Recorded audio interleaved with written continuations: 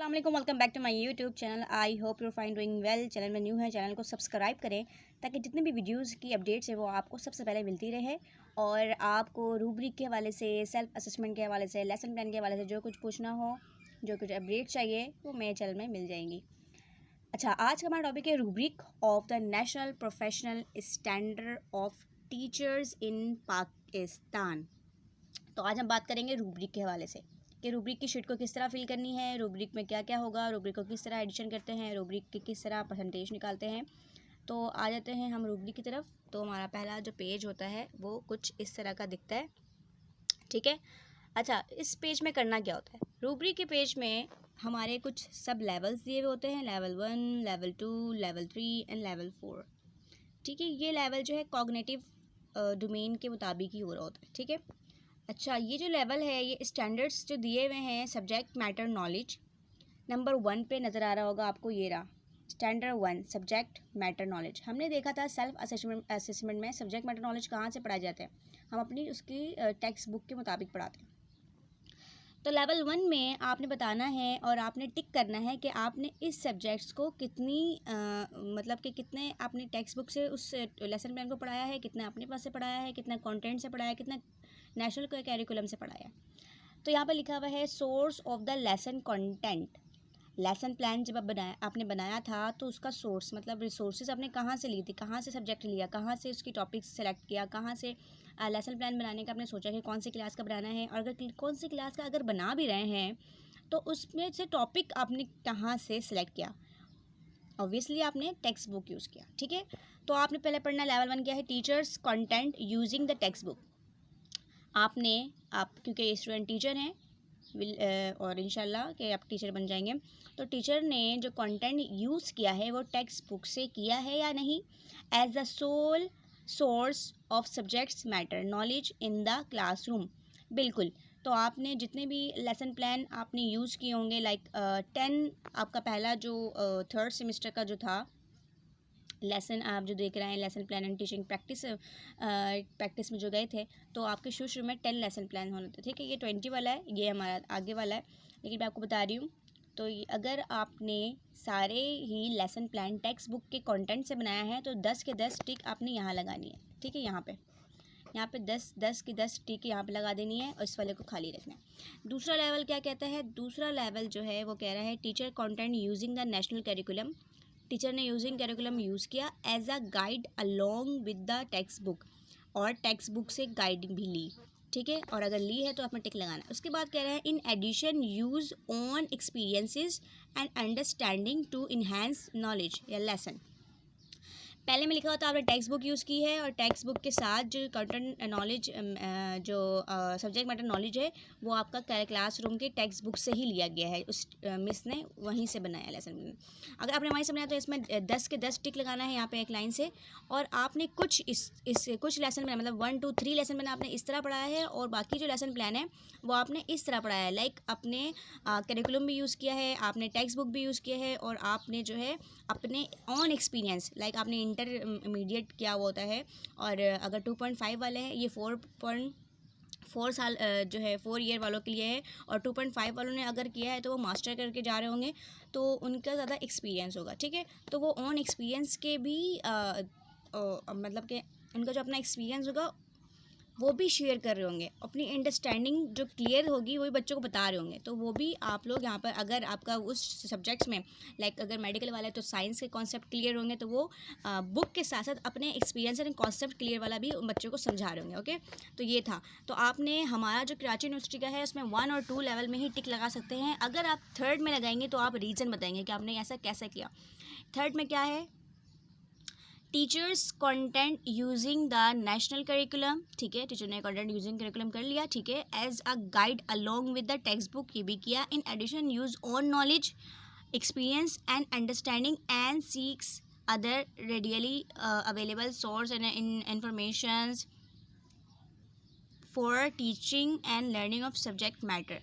देखिए ये थोड़ा सा मुश्किल भी यहाँ पर लिखा हुआ है और बिल्कुल यहाँ पर टिक लगाने की ज़रूरत नहीं है। 3rd और 4th लेवल में अगर आप टिक लगाएंगी तो आप सबको जवाब देते फिरेंगी कि स्कूल वाले मिस को बताएंगे कि 3rd में आपने किस तरह पढ़ा लिया, कैसे आपने कर लिया। भाई करिकुलम तो यूज़ किया है, बुक भी यूज़ किया है, अपने ऑन एक्सपीरियंस भी यूज़ किया, लेकिन साथ में बहुत सारी चीज़ें यहाँ पे ऐड करनी पड़ेगी, ठीक है।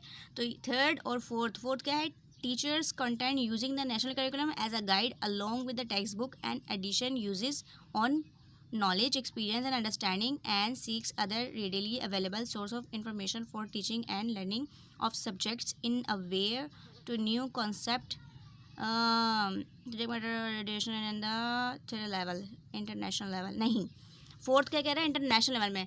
भाई गवर्नमेंट के बच्चों को इंग्लिश पढ़नी नहीं आती, छोटी क्लास वाले को, ठीक है। उसके बाद जो है हम जो सिखा रहे होते हैं वो वर्ड भी बोलना नहीं आता, तो हम इन दो पे रहते ही हुए काम कर सकते हैं, थर्ड और फोर्थ में काम नहीं कर सकते, इंटरनेशनल लेवल में तो जा ही नहीं सकते। तो थर्ड और फोर्थ लेवल में आपने टिक नहीं लगाना है, टिक लगाएंगे तो आप खुद इसके जवाबदेह होंगे, ठीक है। और फिर अगर आप थर्ड में और फोर्थ में टिक लगाएंगी तो आपका आगे कैलकुलेशन में भी मसला हो जाएगा, ठीक है। तो नंबर 1 और नंबर 2 में टिक लगाना है। हाँ, नंबर 1 और नंबर 2 में टिक कम और ज़्यादा हो सकता है। अगर आपने 10 लेसन प्लान है, 5 यहाँ लगा सकते हैं, 6 यहाँ 4 लगा सकते हैं, यहाँ 4 यहाँ 6 लगा सकते हैं, यहाँ 3 यहाँ पे 7 लगा सकते हैं, यहाँ पे 3 यहाँ पे 7 लगा सकते हैं कि लेसन प्लान आपने तीन लेसन प्लान आपने इस तरह पढ़ाया है, बाकी के लेसन प्लान आपने इस तरह पढ़ाया है। उसके बाद यहाँ पे लिखा हुआ है understand of the subject matter knowledge curriculum. अच्छा, ये आपने आपकी जो अंडरस्टैंडिंग थी वो सब्जेक्ट नॉलेज मैटर के हिसाब से, अगर आप चाहते हैं कि डिस्प्ले बेसिक नॉलेज, आपने basic knowledge the of the subject matter, ठीक है, और माइट मेक योर एरर। अच्छा ठीक है। नंबर 1 में कह रहे हैं आपने डिस्प्ले बेसिक नॉलेज, आपने बेसिक नॉलेज उसको प्रोवाइड की थी, बिल्कुल की थी। बेसिक नॉलेज के थ्रू ही हमने ऑब्जेक्टिव्स बनाए, उसकी प्रीवियस नॉलेज देखी और फिर हम उसको बेसिक से हमने पढ़ाना शुरू किया, तो आपने यहाँ पे टिक लगाना है। अगर आपने 10 लेसन प्लान में बेसिक से पढ़ाया है तो आपने 10 यहाँ पे टिक लगाना है, यहाँ पे खाली छोड़ देंगे, ठीक है। खाली छोड़ेंगे तो कोई मसले वाली बात नहीं है।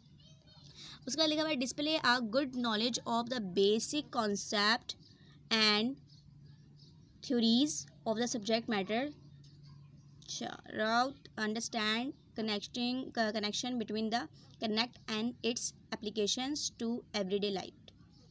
अच्छा, डिस्प्ले क्या है, good knowledge of the basic concept, आपने बेसिक कॉन्सेप्ट बताया and theories and the subject matter और अंडरस्टैंडिंग वगैरह वगैरह वगैरह, ठीक है। आपने इन दोनों में टिक लगाना है। अगर आपको लगता है कि मैंने बेसिक नॉलेज के 10 लेसन प्लान बनाए थे तो 10 और टिक आपने यहाँ लगाना है, ठीक है। और अगर आपको लगता है बेसिक नॉलेज के बाद मैंने उसके सब्जेक्ट मैटर के नॉलेज को अंडरस्टैंड कनेक्टिंग भी किया किसी और चीज़ के साथ और उसके साथ पढ़ाया है और इस तरह डेली लाइफ के साथ कनेक्ट किया है, मतलब कि हम फॉर एग्जांपल देते हैं ना कि भाई देखिए हमारी ज़िंदगी में ऐसा होता है, तो आपने इसमें भी लगाना, ठीक है। डेली लाइफ के साथ अगर आपने एग्जांपल दिया होगा तो इस तरह आपने इस तरह के 4 अगर लेसन प्लान आपने इस तरह पढ़ाए हैं, 6 लेसन प्लान आपने इस तरह पढ़ाया तो दोनों में टिक लगा देना, ठीक है। और अगर आपने लेवल 1 ही पढ़ाया है तो आप लेवल 1 में 10 लगा सकते हैं, इसमें कोई बड़ी बात नहीं है।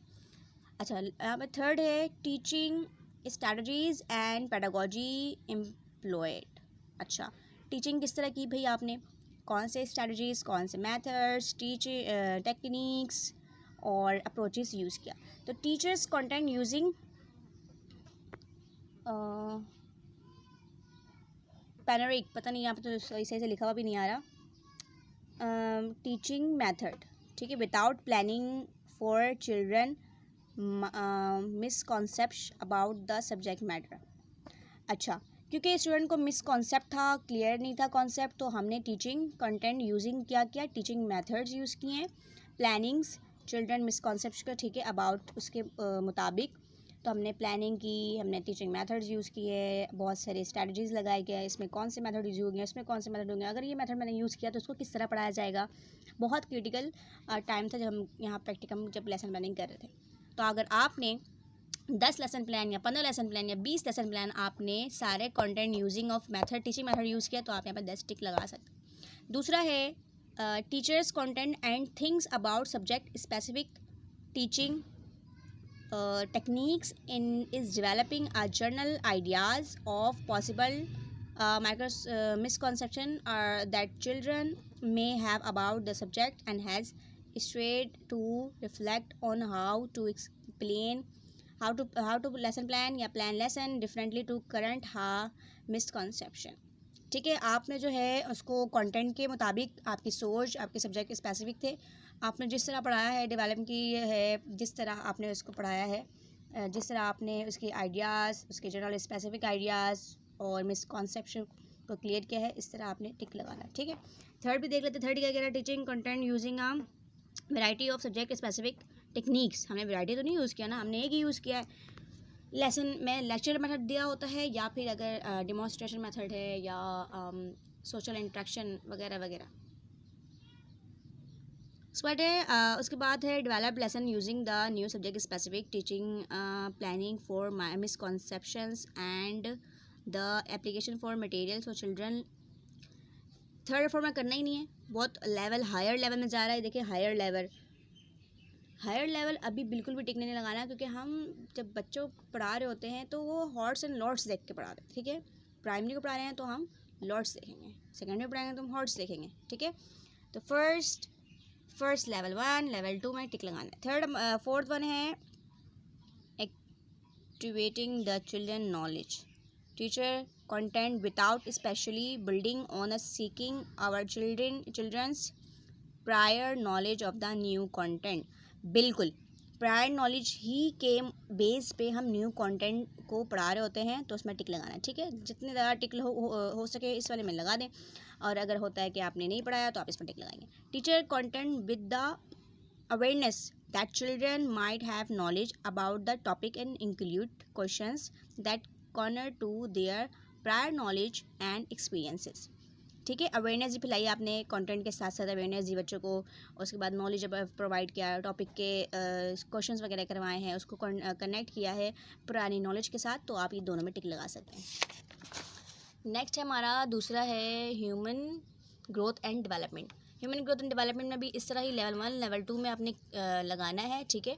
जब इन सब में यहाँ पे knowledge and Islamic ethical values है, जब आप सब में इस तरह टिक लगा लेंगे, देखें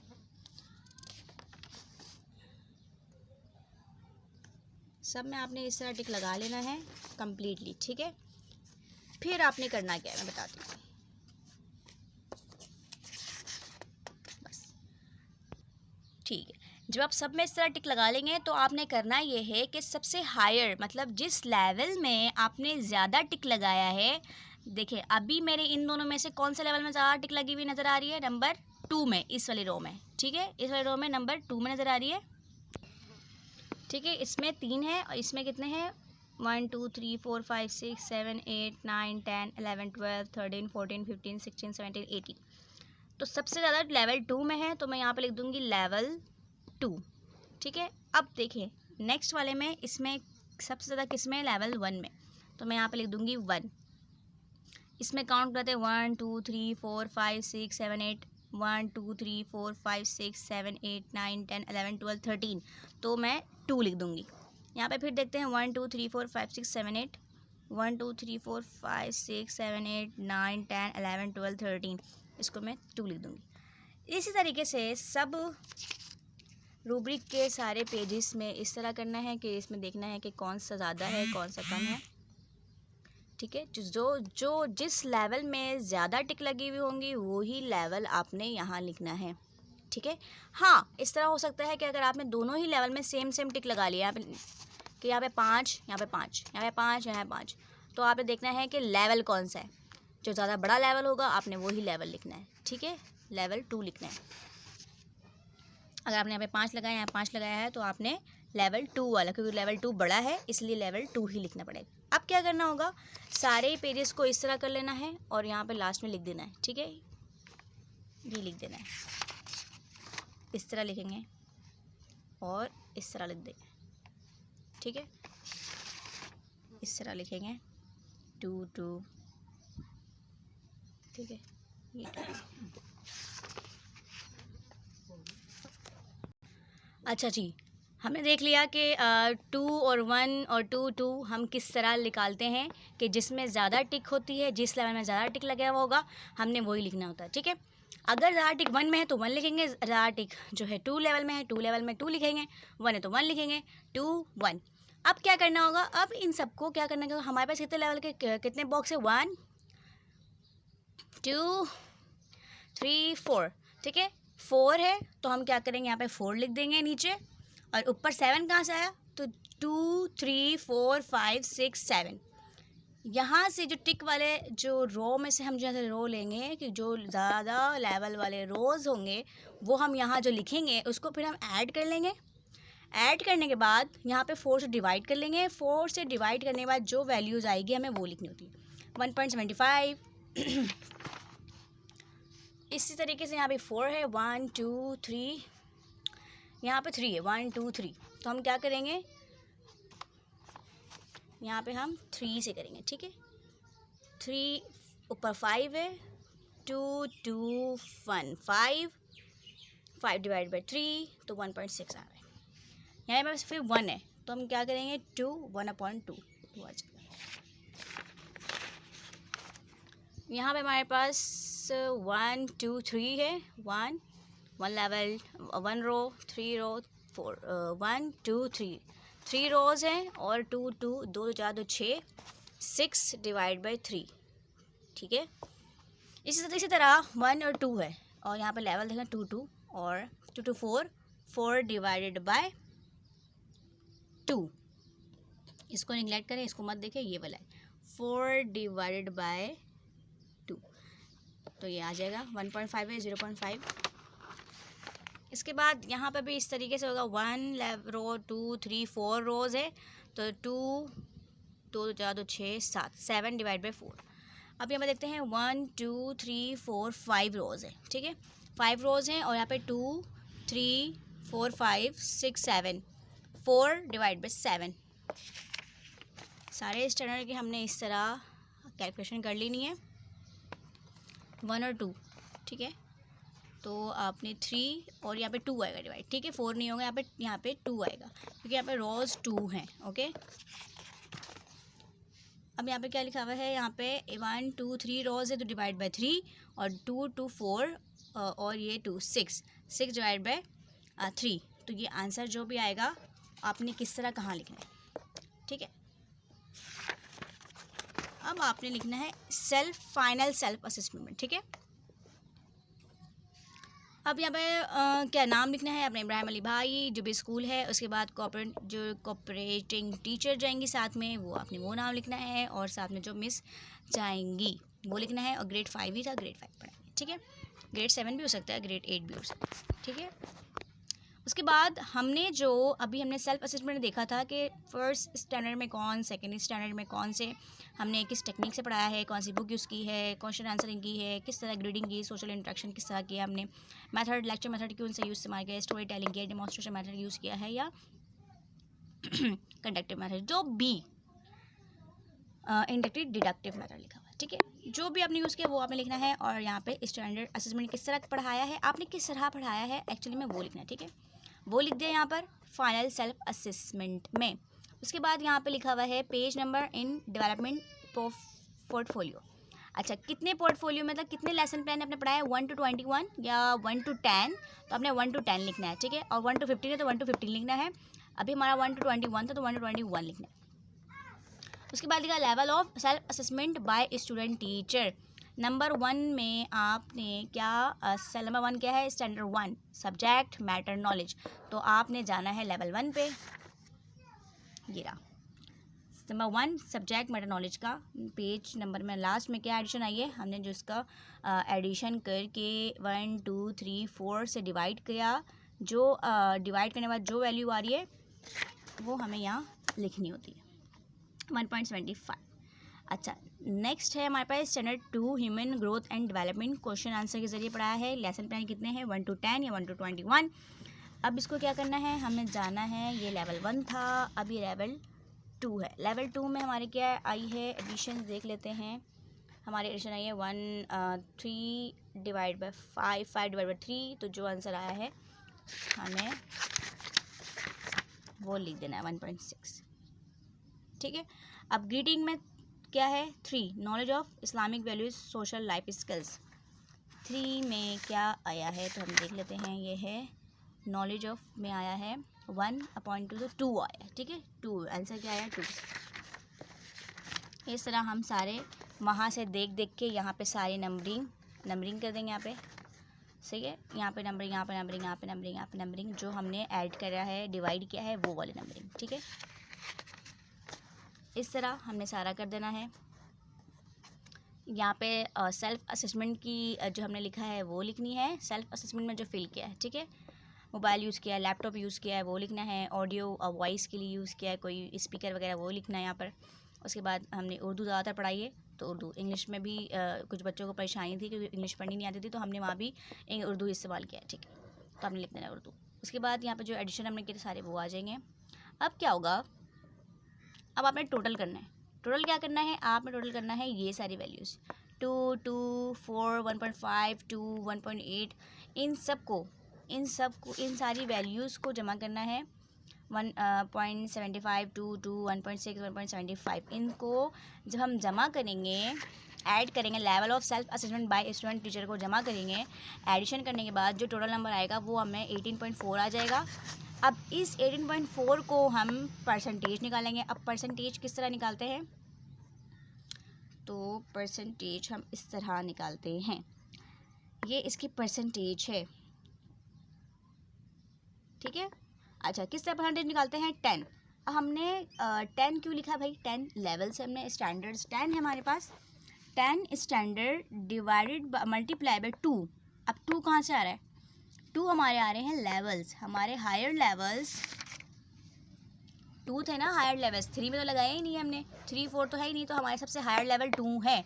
तो 2 की वजह से हमारे पास यहाँ पे 2 आ रहा है, हायर लेवल की वजह से 2 आ रहा है। 10 हमारे स्टैंडर्ड है, मल्टीप्लाई बाय 2, और ऊपर जो आएगा, ऊपर टोटल नंबर आ जाएगा 18.4, ठीक है, मल्टीप्लाई बाय 100, तो हमारे पास परसेंटेज आ जाएगा 92 है, 64 है, तो ये इस तरह आपकी परसेंटेज आ जाएगी, ठीक है।